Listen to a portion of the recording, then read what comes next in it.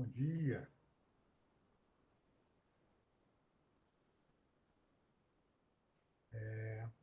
A aula de hoje vai ser uma aula bem curtinha, porque a gente aproveitou muito na aula passada, quando a gente falou de déficit e dívida do governo, né?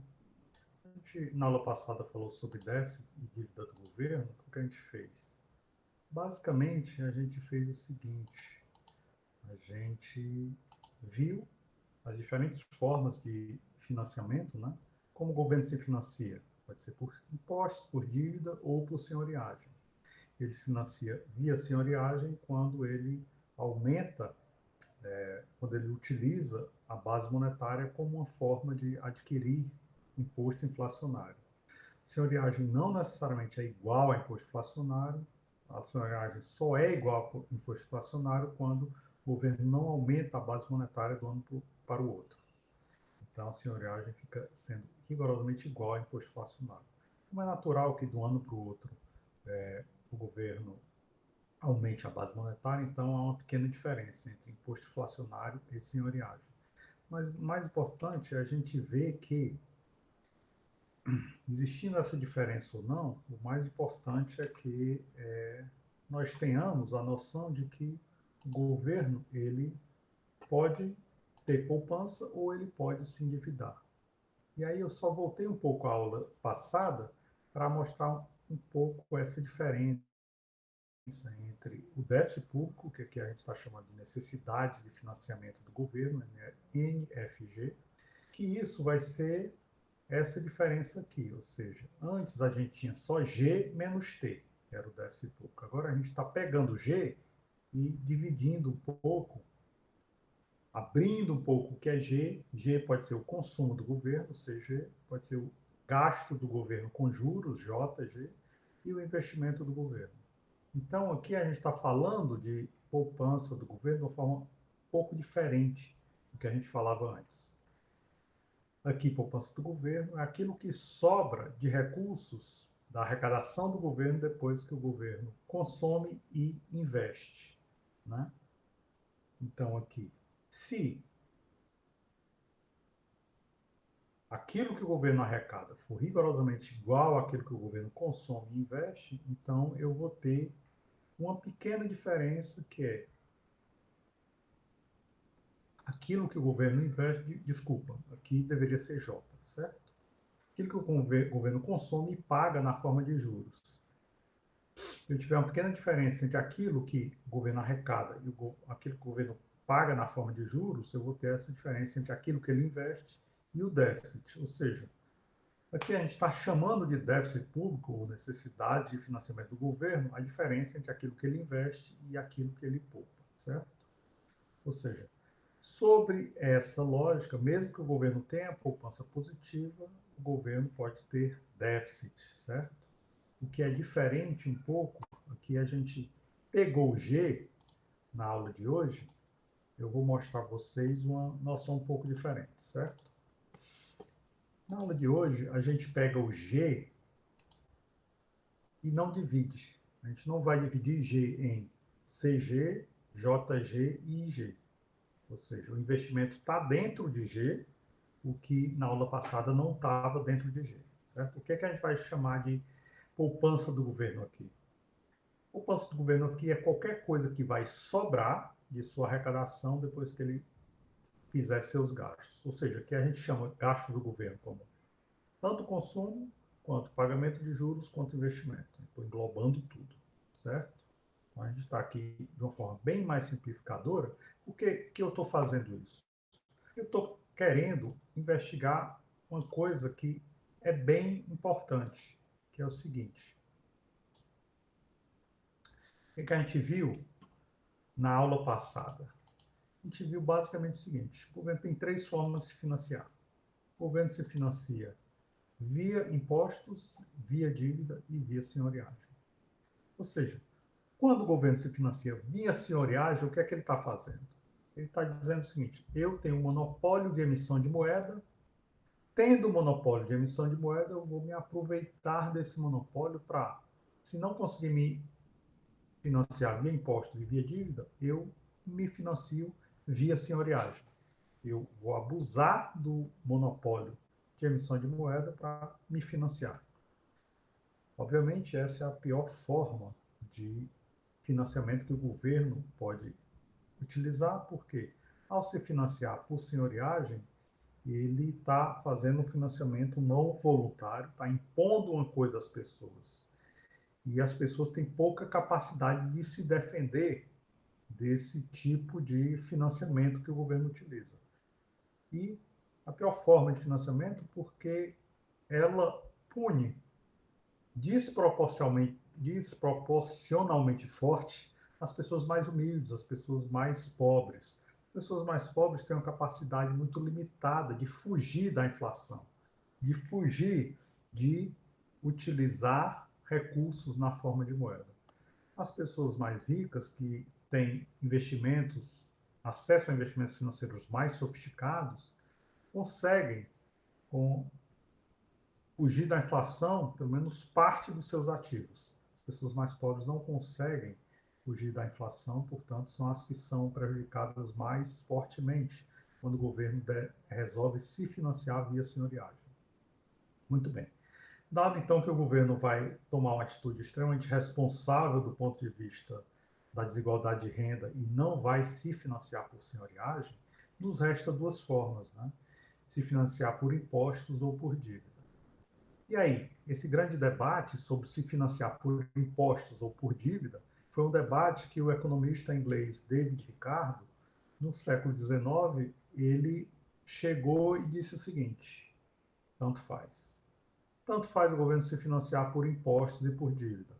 Talvez os economistas que tenham algum tipo de inclinação para a filosofia moral, talvez eles vão analisar o financiamento por impostos ou por dívida de uma outra forma, que é a ideia de pensar em termos de coerção ou ausência de coerção.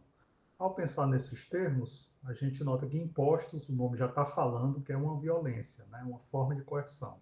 O governo vai se utilizar do seu poder de exercer o monopólio da violência e impor aos cidadãos os tributos. Já a dívida não. Dívida é uma forma de financiamento voluntária. Quem compra títulos do governo é quem deseja financiar o governo voluntariamente. Ninguém é obrigado a comprar dívidas do governo, então quem financia o governo voluntariamente são as pessoas que compram os títulos da dívida pública. Essa é uma forma de se financiar que não gera um tipo de coerção. Pelo menos isso num primeiro momento, né? Por quê? Porque o economista David Ricardo, lá no século XIX, ele criou um conceito que a gente vai estudar na aula de hoje, que é o conceito de equivalência ricardiana. Obviamente, quando ele criou esse conceito, o nome do conceito não era esse, mas os economistas que vieram depois de Ricardo passaram a chamar de equivalência ricardiana exatamente como forma de deixar claro quem foi que criou esse conceito, né? Então, a gente vai começar a aula de hoje vendo o que é que esse conceito de equivalência ricardiana significa. E a ideia básica do Ricardo era o seguinte: o governo vai se financiar por dívida ou por tributos. Existe uma forma melhor do que a outra? E o Ricardo disse: não, é a mesma coisa. As duas formas se equivalem. Por que se financiar por dívida e por impostos são formas equivalentes de financiamento? Essa é uma questão bastante pitoresca, bastante intrigante. E o governo e o Ricardo chegou nessa forma de financiamento, ou nessa equivalência ricardiana como forma de financiamento, tanto faz se financiar por impostos ou por dívida, ele chegou da seguinte forma: pense bem no seguinte: o que é financiamento por dívida? Financiamento por dívida é quando o governo diz o seguinte: eu vendo esses títulos para você, você compra esses títulos, eu vendo esses títulos por 95 e ano que vem eu vou comprar esses títulos por 100. Então, você que compra esse título pelo valor de 95, eu passo um ano com esse 95 no meu bolso, só que ano que vem eu me comprometo a lhe devolver 100. Então, a pessoa pensa, eu dou 95 para o governo e ano que vem eu vou ter 5 a mais do que eu tenho esse ano. Então, a ideia básica é o quê? Eu vou receber alguma quantidade de juros por esse empréstimo que eu fiz ao governo. E o governo vai pensar o quê? Bem, ao obter esse 95, eu tenho que investir de uma forma tal que eu tenho que fazer com que esse investimento dê um retorno na forma de que ano que vem eu tenha 100 para pagar a quem comprou esse título. Então a ideia é, o que acontece se ano que vem o governo vende títulos no valor de 100 e promete no ano seguinte pagar 105 por esse título? Significa que o governo ele está trocando dívida por dívida. Né? Ele está aumentando. No ano ele tinha um compromisso de devolver 100, no ano seguinte ele tem compromisso de devolver 105, ou seja, a dívida está aumentando. Ele está concordando em pagar quantidades maiores em anos posteriores. E será que o governo pode fazer isso eternamente? A ideia do David Ricardo era que não. A ideia do David Ricardo é a seguinte: o governo utiliza tributos para fornecer bens e serviços públicos. Se ele se endivida, ele também vai utilizar esse recurso para fornecer bens e serviços públicos. Então, ele não vai conseguir o tempo todo ficar vendendo títulos para pagar os títulos anteriores. Vai chegar algum momento em que ele vai ter que cobrar impostos. Pode não ser nesse ano, pode ser no ano que vem, pode até não ser no ano depois do ano que vem, mas em algum momento no futuro, ele vai ter que cobrar impostos. Então, David Ricardo chegou à conclusão de que impostos e dívidas se equivalem. A única diferença é que, se eu cobro impostos, eu financio os bens públicos que eu estou ofertando hoje com receitas que eu arrecado hoje. Se eu emito dívida, eu financio os bens públicos que eu estou fornecendo hoje com o imposto que eu vou arrecadar em algum momento no futuro. Então, o gasto com bens públicos hoje sempre vai existir. O que eu vou escolher é quando eu vou arrecadar, se hoje ou no futuro. Então, é isso que o Ricardo chamou de equivalência. E a equivalência ricardiana é exatamente essa ideia. A ideia é essa. Vamos pensar que o governo cobre impostos hoje, mas ele não gaste tudo o que ele arrecada em T1 com fornecimento de bens e serviços públicos. Então, G1 vai ser menor do que T1, significa que ele vai ter uma poupança. O governo vai ter uma poupança, que eu estou chamando SG. É importante lembrar da aula anterior, que aqui a gente está agregando tudo. Né? Na aula anterior, a gente desagregou o G, disse que o G poderia ser investimento do governo, consumo do governo ou pagamento de juros por parte do governo. Agora a gente está agregando tudo, certo? G é uma coisa só, engloba tudo isso, e é o gasto que o governo tem com bens e serviços públicos hoje. Pode falar de serviço da dívida também, pode falar de investimento do governo, tudo está incluído. Mas pode também incluir o consumo do governo, é o gasto. Então, a ideia básica é, o governo arrecada T1 hoje, gasta G1 hoje. Se sobrar alguma coisa, se a arrecadação for maior do que os gastos, então a gente vai chamar isso de poupança do governo. Muito bem, o governo tem uma poupança hoje. Se ele tem uma poupança hoje, o que é que ele faz? Se a arrecadação é maior do que os gastos, ele vai ter uma poupança que vai render juros. Então, o que é que acontece no segundo momento? Quando ele quiser gastar, no segundo momento, a quantidade G. Ele tem, no momento G2, o gasto G. No momento 2, ele tem a arrecadação T, T2, e o gasto G2. Só que agora, o gasto no momento 2 não precisa ser financiado apenas pela arrecadação no momento 2. Ele também pode usar a poupança que ele fez no primeiro momento, que rendeu juros, para financiar o gasto no momento 2. E o que é poupança SG? É essa diferença entre T1 e G1.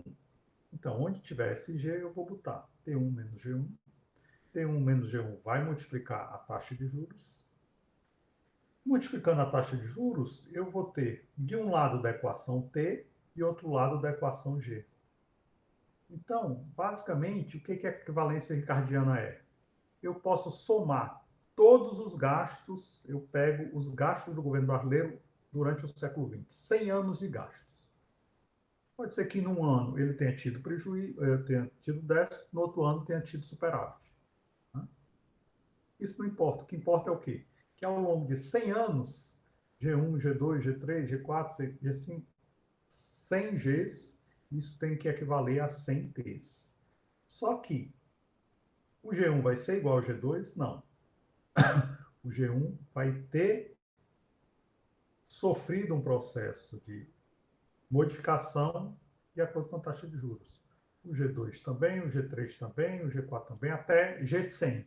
Então, toda vez que eu introduzo um período a mais, esse período a mais vai sofrer um efeito da taxa de juros. Então, basicamente, o que é que eu tenho? A equivalência cardiana é exatamente isso. De um lado, todos os Gs descontado pela taxa de juros, de outro lado, todos os T's descontado pela taxa de juros. Então, é isso que é a equivalência cardiana. Uma infinidade de gastos e receitas do governo descontado pela taxa de juros. Por que descontado pela taxa de juros? Porque, eventualmente, eu posso ter T1 igual a zero. Né? O G1 foi positivo, o G2 foi positivo, mas o T1 pode ser zero. Né? Por que o T1 pode ser zero? Ou o T2 pode ser zero? Por quê? Eu posso pensar em não arrecadar impostos durante um determinado ano e arrecadar impostos só em outros anos. O que interessa é o quê? O que interessa é que, ao longo de um determinado período de tempo, haja essa equivalência. Gastos têm que equivaler a receitas de impostos. Por quê? Porque dívida significa simplesmente postergar a arrecadação de impostos. Quando o governo se endivida, ele está adiando a arrecadação de impostos para algum momento no futuro. Se a gente quiser ver isso num gráfico, a gente tem esse gráfico aqui da equivalência ricardiana. No eixo horizontal eu tenho G1 e T1, no eixo vertical eu tenho G2 e T2. Então, o que é que acontece se eu resolvi arrecadar impostos no montante de T1, que está bem aqui, e aí eu posso pensar, eu posso gastar mais do que eu vou arrecadar. Se eu gastar mais do que eu vou arrecadar, isso significa o quê? Significa que eu vou ter um déficit. Então, o gasto vai ter aqui, vai bater nessa reta, que é a reta de restrição orçamentária do governo, à direita dessa bolinha. O que acontece se os gastos baterem nessa reta à direita dessa bolinha? Significa que o governo está entrando na área de empréstimos ou dívida. O governo vai ter que se endividar para gastar mais do que ele arrecada em T1. Então, se endividando, nesse ponto significa que, num segundo momento, o governo vai ter que ter um G2 menor do que T2.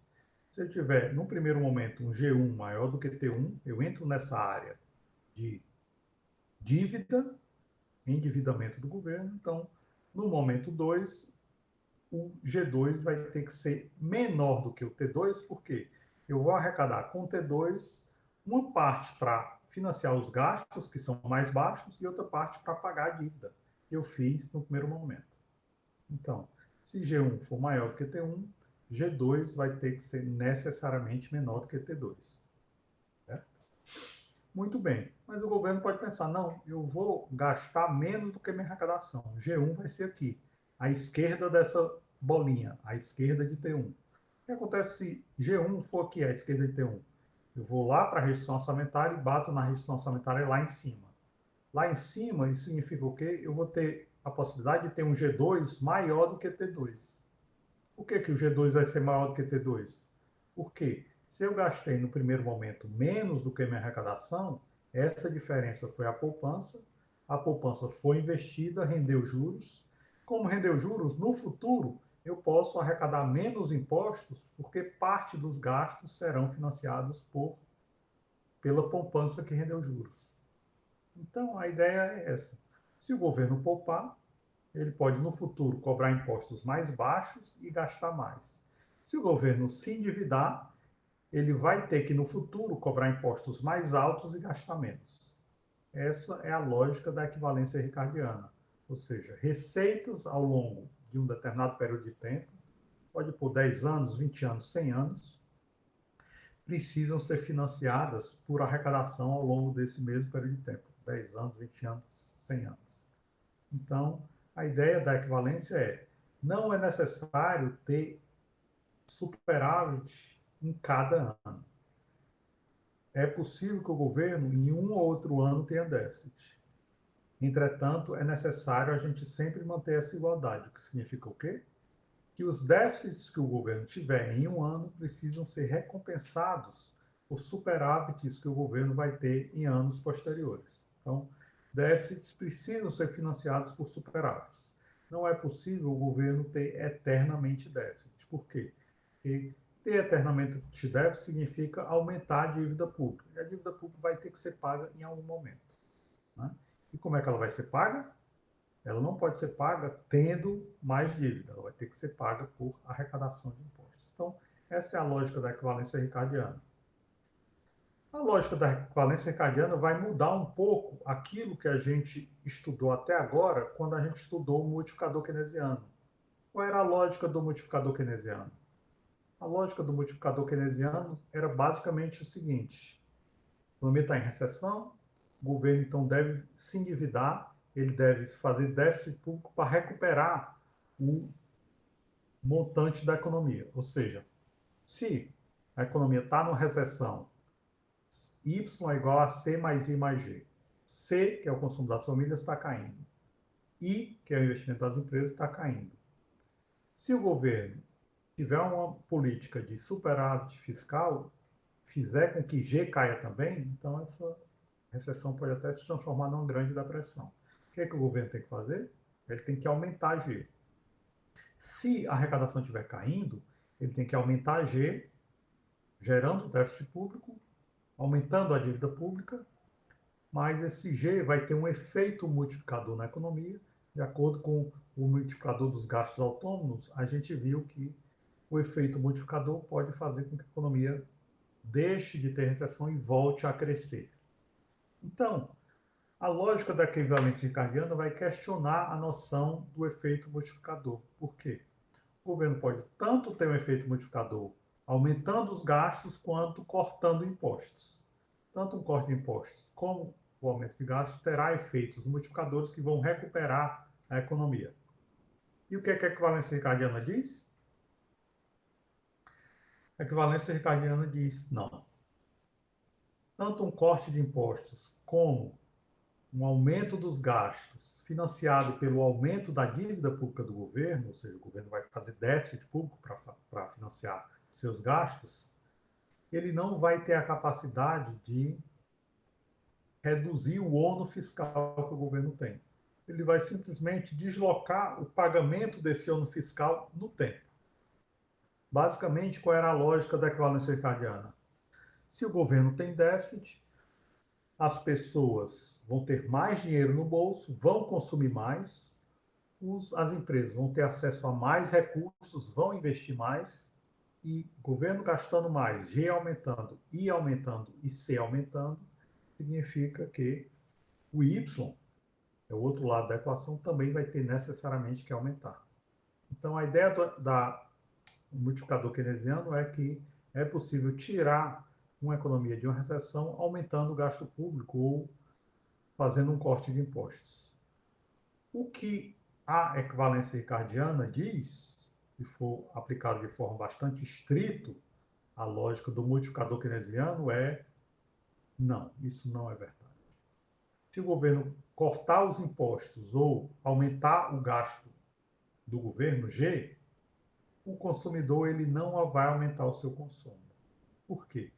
Porque o consumidor vai pensar, o governo está cortando impostos hoje para aumentar os impostos no futuro.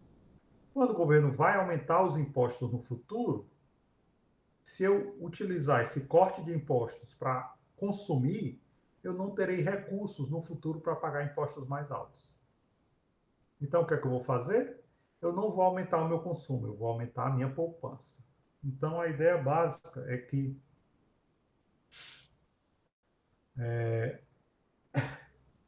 esse corte de impostos não vai gerar aumento de consumo, vai gerar aumento de poupança. A poupança do governo vai diminuir no mesmo montante que a poupança privada, estou chamando aqui SP de poupança privada, certo? A poupança privada vai aumentar no mesmo volume que o déficit público do governo. O governo corta impostos ou aumenta os gastos, gerando déficit, mas as pessoas vão aumentar a poupança no mesmo patamar. Portanto, uma coisa desconta a outra. Eu não vou ter aumento de poupança em geral na economia, portanto, as empresas não vão aumentar seu investimento. As empresas aumentariam o investimento se houvesse mais poupança na economia. Como o governo está tendo déficit,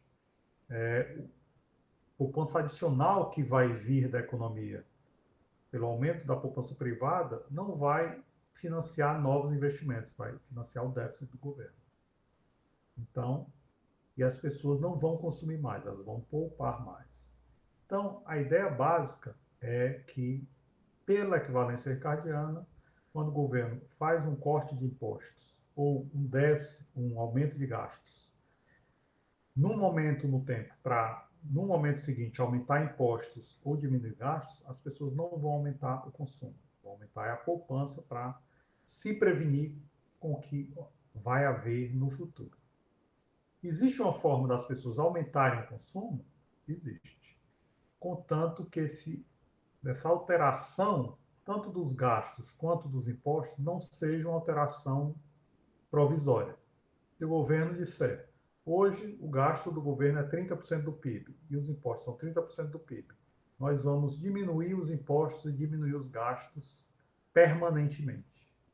Então, se o governo fizer uma promessa de diminuir os impostos para 20% do PIB e nunca mais aumentar os impostos, se as pessoas considerarem que essa promessa é crível, dá para acreditar nessa promessa, aí sim, como as pessoas não vão ter que, no futuro, ter mais recursos para pagar impostos mais altos, então significa que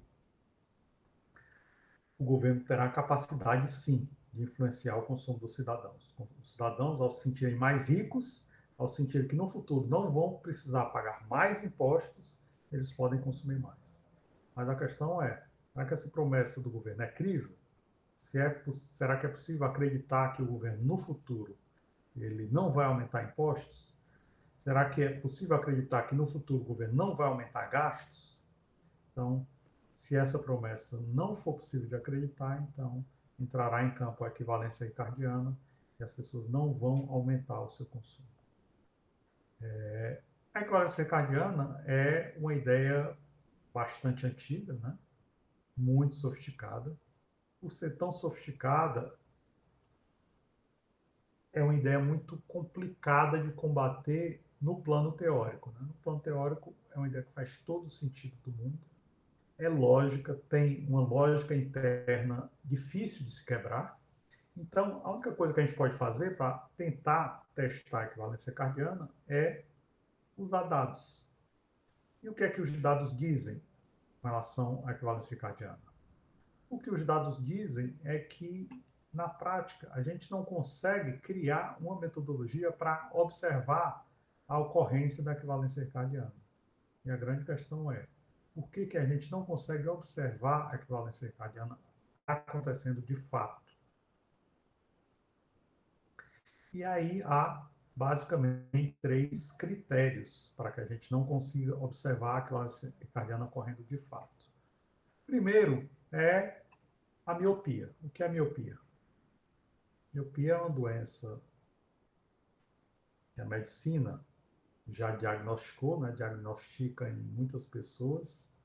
É o fato da gente tentar ler uma coisa e quando a gente se distancia desse objeto, a gente fica com uma incapacidade muito grande de ler.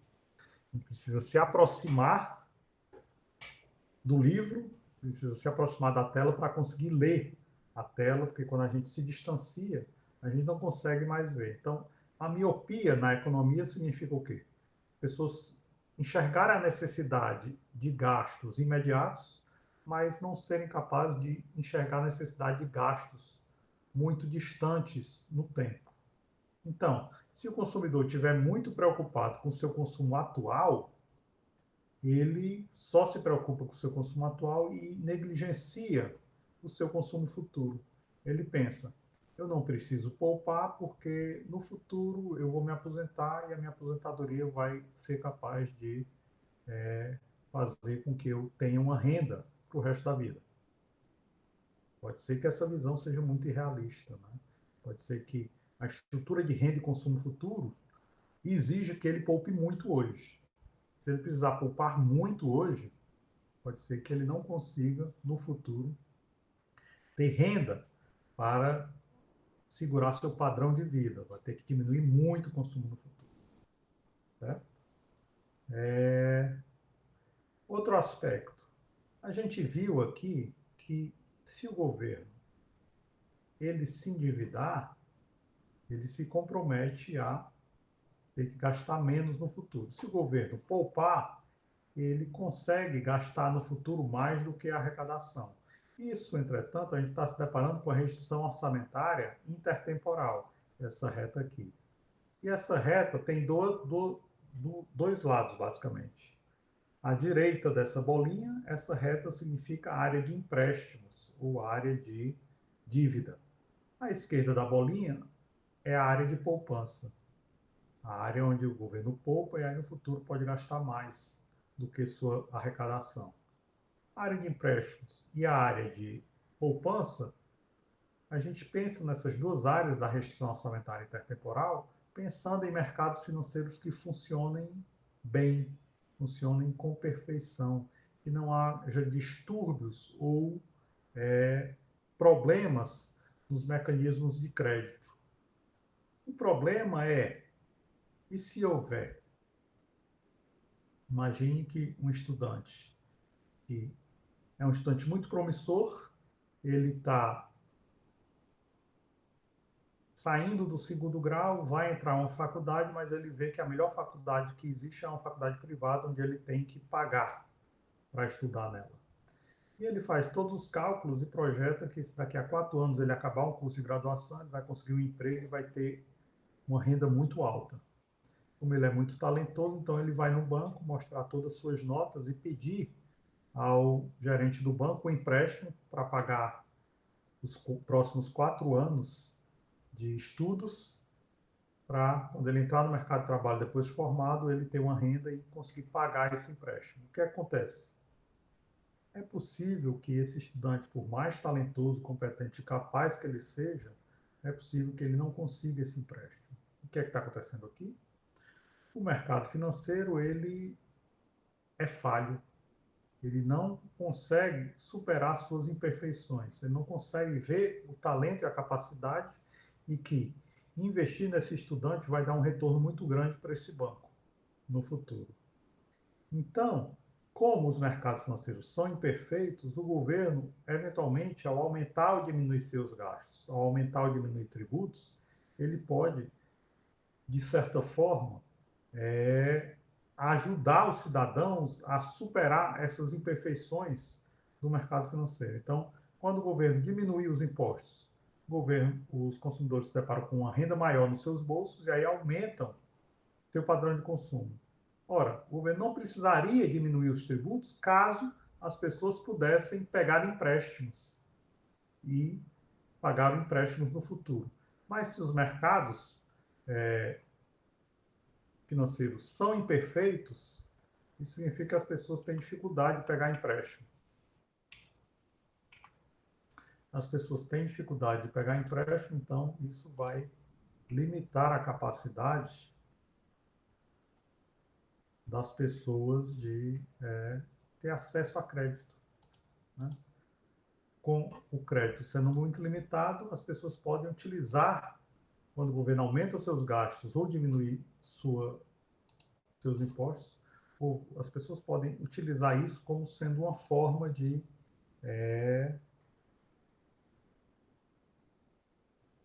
ter mais recursos. Elas teriam mais recursos se os mercados financeiros fossem perfeitos. Como os mercados financeiros são imperfeitos, elas utilizam outro recurso ou outro subterfúgio para obter mais recursos, que é o quê? É aproveitar uma diminuição de impostos, aproveitar um aumento de gasto do governo para aumentar seu consumo. Muito bem. E o terceiro ponto pelo qual é difícil fazer testes empíricos para constatar a existência da equivalência circadiana é o fato de que há gerações diferentes, né? Um dos grandes escritores que estudou muito conceitos ligados ao conservadorismo, era chamado Edmund Burke, e o Edmund Burke, ele disse que conservadorismo é como se fosse um grande contrato social entre as pessoas que já viveram, mas já estão mortas, com as pessoas que estão vivas nesse momento e com as pessoas que ainda não nasceram, mas vão nascer em algum momento no futuro. Ou seja, a gente tem um contrato de gerações. E o que é que esse contrato de gerações nos diz? Esse contrato de gerações nos diz para que nós criemos instituições e preservemos instituições. Então, sobre determinados aspectos, talvez o movimento ambientalista mundial seja o movimento mais conservador do mundo. Por quê? Porque é um movimento que procura estabelecer um contrato entre diferentes gerações, de forma a que nós possamos preservar o meio ambiente para gerações futuras. A gente pensa o que as gerações passadas fizeram e afetaram o meio ambiente para as gerações atuais, e a gente pensa o que as gerações atuais podem fazer para melhorar ou preservar o ambiente para as gerações futuras. Ou seja, na visão de Edmund Burke, isso é um contrato social que tem um pano de fundo da ideia que ele defendia, que era o conservadorismo, né? O que é o conservadorismo? É a ideia da gente não deixar para gerações futuras dívidas impagáveis, né? E aí existe uma série de discussões a respeito do pano de fundo da equivalência ricardiana, que é o seguinte: o mundo hoje é um mundo bem mais poluído do que o mundo antes da Revolução Industrial. A Revolução Industrial jogou uma quantidade enorme de gás carbônico na atmosfera, uma quantidade enorme de dióxido de carbono, uma quantidade enorme de enxofre, de vários metais, vários materiais que poluem o meio ambiente, gerando muitas mortes e gerando muitos problemas de saúde em gerações e mais gerações de pessoas. Mas, por outro lado, a Revolução Industrial também gerou um tipo de prosperidade sem igual na história da humanidade. A história da humanidade antes da Revolução Industrial, as pessoas costumavam viver uma quantidade muito limitada de tempo. Há 100 mil anos, há 10 mil anos, há 5 mil anos, há 1000 anos, era normal se deparar com pessoas que viviam só aos 30 até 40 anos de idade e pronto, morriam. Vislumbrar uma quantidade muito grande, a grande maioria da população, vivendo mais do que 40, 50, 60, 70 anos de idade, é algo extremamente novo na história da humanidade. Claro, sempre houve pessoas que viveram muitos anos, mas com proporção da população, há 5 mil anos, há 10 mil anos, há 2 mil anos, há 1000 anos, a maioria das pessoas morriam com 30 anos, com 40 anos ou menos. Então, a ideia de pessoas que passavam os 40, ou 50, ou 60 anos, há 2 mil anos, há 1000 anos, há 500 anos, há 5 mil anos, essas pessoas eram privilegiadas, né? Era raríssimo isso acontecer, e quando acontecia, quase sempre era uma pessoa de uma classe social elevada que conseguia superar as mais diferentes ameaças do ambiente, vírus, doenças, uma série de condições sanitárias terríveis. Então, a ideia básica é que, existindo esse contrato entre gerações, é natural esperar que as gerações passadas, ao deixarem dívidas para a nossa geração, elas também têm que deixar uma herança, né? Ela tem que deixar ativos para que nós possamos pagar essa dívida. E a mesma coisa que a gente também deve fazer no futuro, ou seja, a gente vai deixar uma dívida para gerações futuras, mas é importante que nós utilizemos esse crescimento avassalador desde a evolução industrial até hoje para também deixar ativos para que as gerações futuras consigam pagar essas dívidas, né?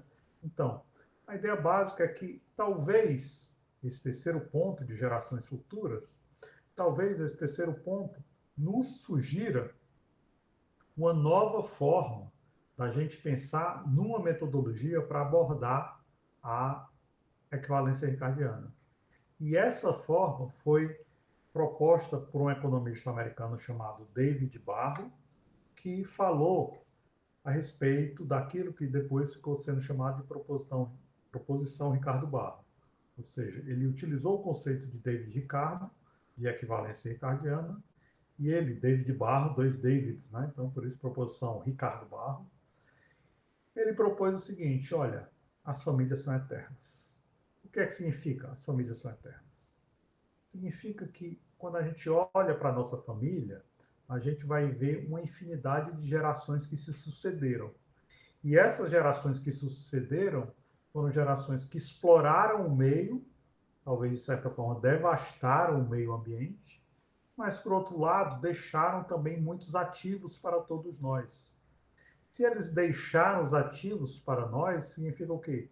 Eles aumentaram o padrão de vida das gerações futuras. O que a gente pode pensar em termos de bens que a medicina nos propicia? Vacinas, antibióticos, tratamentos contra as doenças mais terríveis, como ataque cardíaco, câncer, problemas circulatórios ou problemas pulmonares, problemas digestivos. O que a gente pode pensar em termos de tecnologias, automóveis, aviões, computadores, celulares? Ou seja, nesse processo de devastação do meio ambiente, as gerações passadas nos deixaram também muitas heranças. Então, se uma geração atual que deixa heranças para gerações futuras, o que a geração atual está fazendo? Está transferindo ativos, né? Transferindo renda para gerações futuras. Gerações passadas transferiram renda para nós, que estamos aqui hoje, e nós vamos transferir renda para gerações futuras. Então, o que a preposição Ricardo Barro diz, ao dizer as famílias são eternas, é basicamente o seguinte: olha, talvez nós estejamos sendo muito precipitados a utilizar as metodologias que nós utilizamos hoje para constatar a inexistência da equivalência ricardiana. Talvez haja algumas metodologias que a gente possa usar para conseguir captar toda essa transferência de renda que as gerações passadas nos deram e que as gerações atuais vão transferir para as gerações futuras, para pôr isso dentro do modelo de equivalência ricardiana. Talvez isso esteja fora e por isso que a gente diz, ó, não há equivalência ricardiana. Mas pode ser que algum dia a gente desenvolva uma metodologia para pôr essa transferência dentro do modelo de equivalência ricardiana e quando a gente fizer isso, então talvez a gente consiga constatar a existência de equivalência ricardiana. Então a gente tem um paradoxo aí, né? Em ciência, a gente sempre tende a imaginar que, criou a teoria, testou a teoria, não é compatível, vamos jogar a teoria fora. Mas pode ser que a teoria seja boa, né? Em várias ciências diferentes, os teóricos criam teorias e passam décadas tentando provar essa teoria e não são capazes. O que é o bóson de Higgs? Era uma partícula que foi criada teoricamente na física para tentar explicar alguma coisa que estava faltando. E por 50, 60, 70 anos, sei lá quanto tempo, o criador ficou ansioso porque nenhum teste conseguia constatar a existência do bóson de Higgs. Até que, finalmente, no século XXI, o acelerador de partículas que fica na Suíça, na fronteira da Suíça com a França, conseguiu fazer uma série de testes que deu alguns traços no experimento que talvez signifique a existência desse elemento, esse bóson de Higgs. Então, a ideia básica da equivalência ricardiana é um pouco a ideia dessa evolução científica, né? Nós temos uma ideia que é teoricamente muito sofisticada, muito rica e profundamente instigante. Ninguém consegue destruir esse conceito da equivalência ricardiana, ou pelo menos construir alguma coisa para botar no lugar da equivalência ricardiana, e, portanto, ela é um conceito teoricamente muito sofisticado. Entretanto, verificar empiricamente é um desafio. É um desafio muito grande. E, bem, é isso que a gente fica. A aula de hoje foi bem curtinha, E na próxima aula a gente vai continuar debatendo essas questões de equivalência ricardiana junto. Agora a gente viu o quê? A gente pegou a demanda efetiva, Y igual a C mais I mais G, e separou, né? A aula passada e a aula de hoje a gente investigou o G, gastos do governo. Próxima aula a gente vai investigar o C e na última aula do nosso semestre a gente vai investigar o I. E aí a gente junta tudo e acaba o nosso curso de macroeconomia. Pois é isso. Tenham todos uma ótima semana, uma ótima segunda-feira e até a próxima.